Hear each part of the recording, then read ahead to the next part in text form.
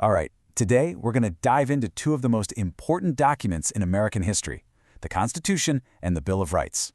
We're going to see how a government that was totally falling apart led to a brand new revolutionary system, and why a huge debate from over 200 years ago is still shaping our world right now. So, just imagine this for a second. You've just fought and won a revolution, right?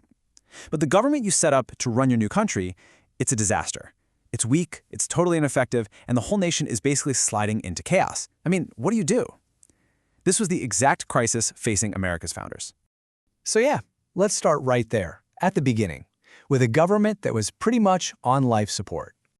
Okay, so the first shot at a national government was something called the Articles of Confederation. And, the goal was pretty simple: create the absolute opposite of the super powerful British king they had just kicked out. But in trying to avoid a strong central power, they might have gone a little too far the other way. I mean, this government had no teeth at all. It couldn't tax anyone to pay off its massive war debts. It couldn't control trade, so you had states fighting with each other, causing total economic chaos. It couldn't even enforce its own laws. And this all came to a head with things like Shays' Rebellion, where you had angry farmers literally taking up arms. It was a huge wake-up call that, look, without a stronger government, this whole American experiment was about to crash and burn. So, the crisis demanded a bold move, a really bold move. In 1787, leaders met up with the idea of fixing the Articles, but they ended up scrapping them completely and creating something totally new, the United States Constitution. And at the heart of this new plan was a pretty radical idea for the time: the separation of powers. Instead of one single weak group, they built three powerful branches: a Congress to make the laws, a president to carry them out, and a court system to interpret them. The whole point was to build a government that was strong enough to actually govern, but not so powerful in any one spot that it could become a tyranny. Okay, but wait. How do you stop these powerful branches from just grabbing all the power for themselves? Well, the answer was this brilliant system of checks and balances. Think of it like a game of rock, paper, scissors. The president can veto a law from Congress, but Congress can turn around and impeach the president, and the Supreme Court can look at a law and declare it unconstitutional. It's this carefully woven net of safeguards designed to keep any one part of the government from getting way too powerful. Another huge problem they had to solve was, how do we balance a strong national government with the independence of the states? The solution they came up with was federalism, basically a system of power sharing. So the national government handles the big stuff, like declaring war, while the states get to manage their own local issues, like schools. This balance was the critical compromise that, honestly, held the whole thing together. But, writing the Constitution was one thing. Getting the entire country to agree to it was a whole other battle. And boy, did it spark a fierce nationwide debate. So on one side, you had the Federalists. They were arguing, look, we need a strong, effective government to protect our liberty and keep us safe. But on the other side, you had the Anti-Federalists. And these guys were still haunted by their experience with King George.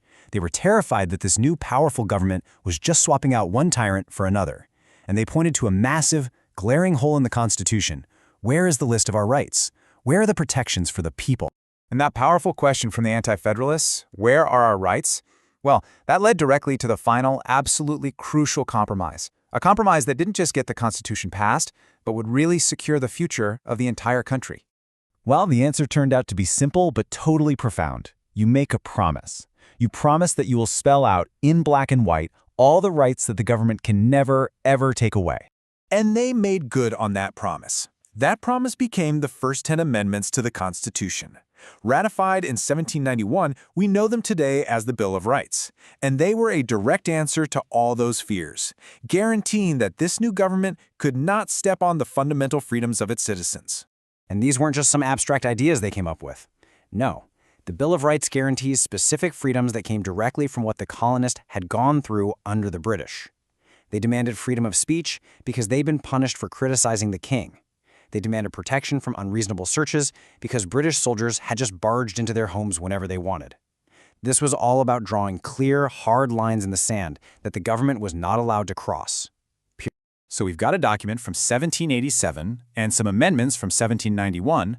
Why on earth does any of this still matter today? Well, because the founders didn't just write a rule book. They created a living, breathing framework. Maybe the real genius of these documents is that they weren't meant to be frozen in time. They were built to be a living framework, designed to be amended and reinterpreted as the country grew and changed. Through new amendments and major court decisions over the centuries, this framework has been used to expand rights to more and more Americans. And you can see the legacy of all this everywhere today. I mean, every single time we have a debate about free speech on the internet, or privacy in the age of smartphones, or issues of policing and equality, we are wrestling with this framework. It gives us the basic vocabulary for some of America's most important and ongoing conversations.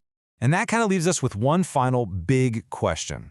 The people who wrote the Constitution, they couldn't have possibly imagined the internet or AI or our connected global world. So the challenge for every generation, including ours, is to figure out how we apply their core principles of liberty and government to a world they never could have dreamed of. And that ongoing debate, that is the living legacy of the Constitution.